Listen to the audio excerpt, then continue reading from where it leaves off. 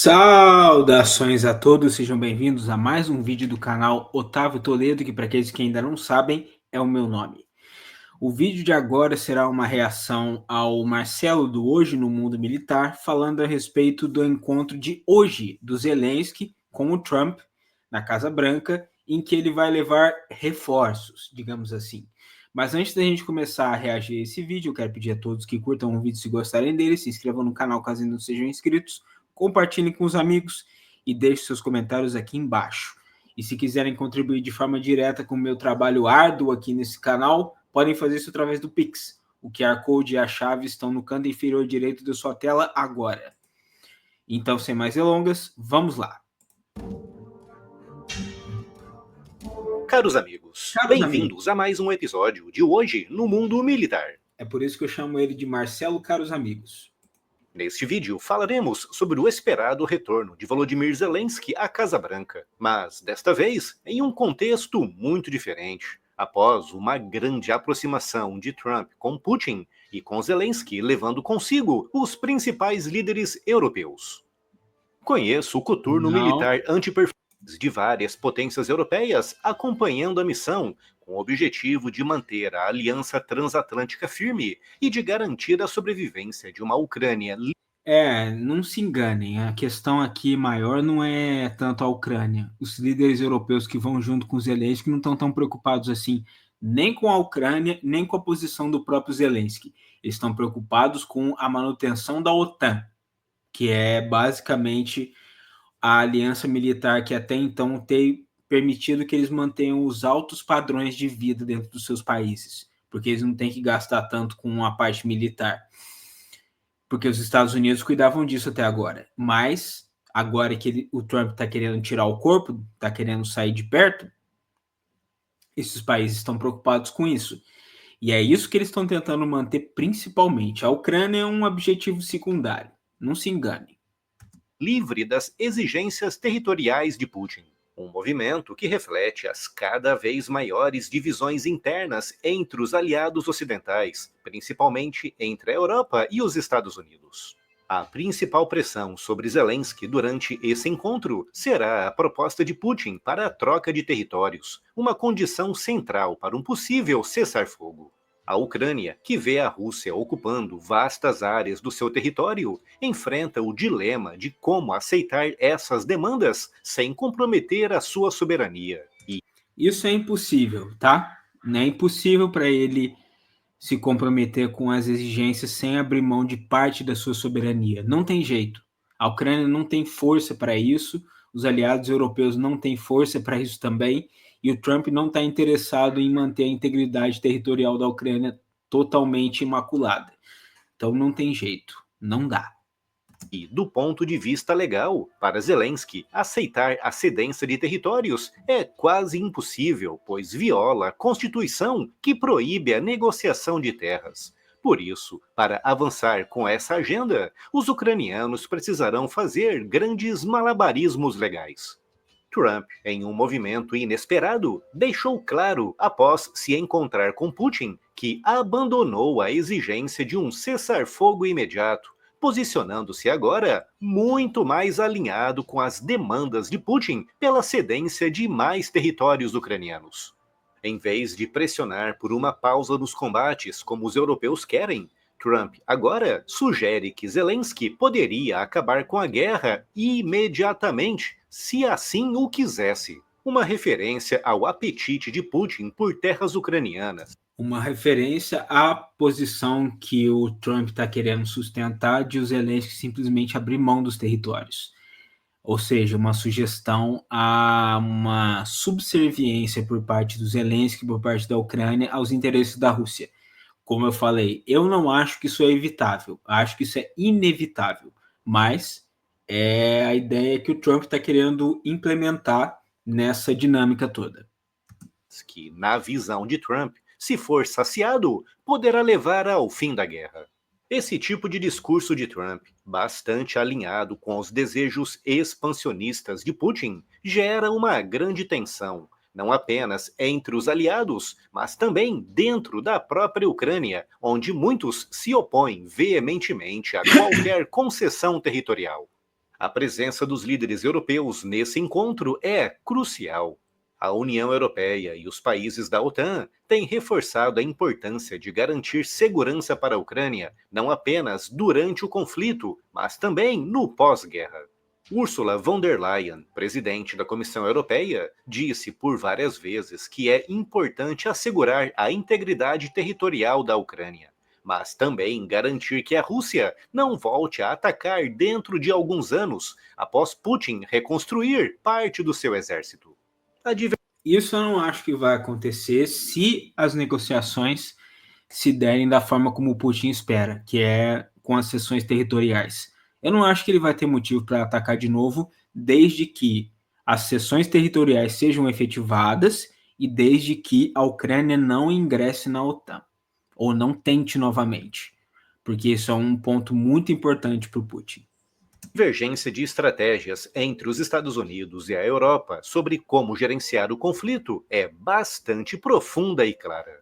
Enquanto os europeus continuam pressionando por uma solução envolvendo um cessar-fogo imediato, congelando as linhas atuais e, na medida do possível, preservando a soberania da Ucrânia na busca por uma paz duradoura, Trump parece muito mais inclinado a aceitar qualquer acordo que pareça colocar um fim ao conflito, independente das condições. Com esse descompasso enfraquecendo a coesão da Aliança Ocidental, algo que, como podemos bem imaginar, deixa Putin extremamente satisfeito.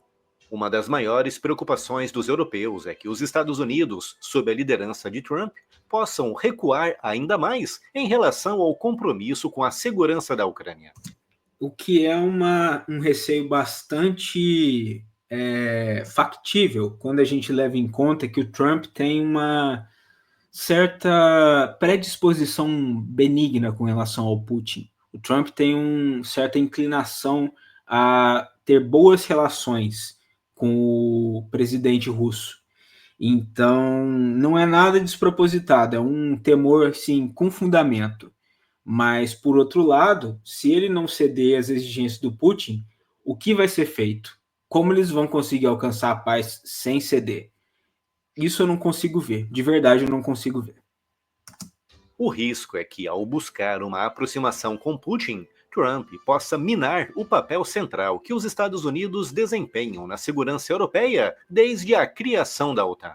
Isso não afetaria apenas a Ucrânia, mas também as bases da ordem geopolítica no continente europeu e daria a Putin um gigantesco sinal verde que ele poderá explorar para continuar com a sua política expansionista. Mas, desta vez, contra países membros da própria aliança, como Finlândia e países bálticos. Dentro da Ucrânia, a ideia de ceder território para a Rússia é extremamente impopular, com as sondagens indicando que a grande maioria da população ucraniana se opõe a qualquer tipo de concessão territorial. O que é uma coisa compreensível, porque a Ucrânia tem sofrido bastante com essa guerra, mais do que a Rússia até, porque é um país menor, é uma potência militar menor, então eles têm sofrido mais. Então faz sentido esse anseio do povo. A questão é se esse anseio ele é factível, se ele é realizável, sabe? Se ele pode ser satisfeito. Eu acredito que não. Isso aumentando ainda mais o desafio para Zelensky de manter a unidade interna, ao mesmo tempo em que se vê pressionado para chegar a um acordo que, inevitavelmente, envolverá algum tipo de cedência territorial. Conforme a guerra vai se prolongando, o futuro da Ucrânia dependerá cada vez mais de como os líderes ocidentais conseguirão gerenciar as suas diferenças e alcançar um acordo que não só termine o conflito, mas também assegure uma paz duradoura. E é por isso que um dos pontos principais do encontro de hoje na Casa Branca será justamente a discussão de garantias de segurança para a Ucrânia. Segundo analistas, se o conflito fosse congelado agora, em menos de 5 anos, Putin terá reconstruído parte do seu exército e será capaz de lançar um novo ataque semelhante ao que lançou em 2022. Ele será capaz de lançar um ataque semelhante ao que lançou em 2022, mas por quê? A questão é essa. A gente não está aqui analisando a capacidade da Rússia de lançar outro ataque militar. A gente está analisando os motivos para isso. Se o Putin conseguir o que ele quer agora, ele não vai ter outro motivo para lançar mais um ataque, mais uma incursão militar. Essa que é a questão. Só que agora, com uma nova geração de soldados que hoje são ainda crianças e adolescentes. Por isso, a paz não é possível apenas com um acordo de cessar-fogo através da cedência de territórios, mas também de garantias claras de segurança, como a continuidade da venda de armas e, principalmente, o reforço da indústria ucraniana de defesa, para que Kiev dependa cada vez menos de aliados estrangeiros. E Zelensky, por sua vez, terá de navegar cuidadosamente entre as exigências externas e a pressão interna. O que está em jogo não é apenas a sobrevivência da Ucrânia, mas também a estabilidade da ordem mundial pós-Guerra Fria. Se os Estados Unidos e a Europa não conseguirem alinhar as suas posições e responder às...